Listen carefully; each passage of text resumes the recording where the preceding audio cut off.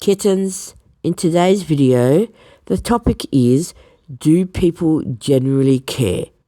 Now, first of all, these photos are an AI representation of Sniper Wolf Leah Shalesh, because I want to sort of involve her in this conversation as well. Now, I've learnt that there's two types of cares, about caring for people. There is the genuine care, which I think is very rare these days, and there's the not so genuine care, which is pretend care. Now, let me explain that NDIS is a support service in Australia for disabled people. And I think it happened like last year or the year before. I had a time where the funding ran out. I had no money to help workers or anything like that at this time, and it lasted for about 4 months. Now, in that 4 months, I did not hear from anyone. Not one single soul. No one was around. Now that I have funding, I've got all the help I require. I've got technicians. I've got career business mentors. I've got genuine workers. I've got someone teaching me self-defense. I've got all these people, and they're all lovely people. There's nothing wrong with them. But when the money runs out, so does the workers. You never see them again. So that shows that people care for two reasons. They care for fame, and they care for fortune. People will care, let's say if you have a worker at NDIS, between the hours they work. So they will care between the hours of 1 p.m. to 3 p.m. Now, if for some reason, because I live alone, something happened to me at 5 p.m, got to be careful of community guidelines, they're not going to reach out to you. And they're not going to generally give a shit. And that's just the way it works.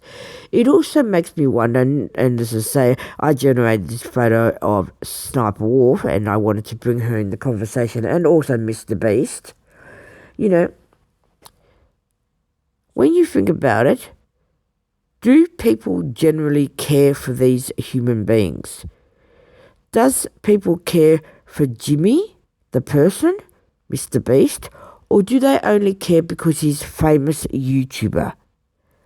The same with Sniper Wolf. Do people care for Leah Shalesh, the person, or do they only care for famous YouTuber Sniper Wolf, or what's in her bank account? It makes me wonder as to, she seems to have a nice group of friends, but if she lost all her money tomorrow and her fame, would she still be able to contact them?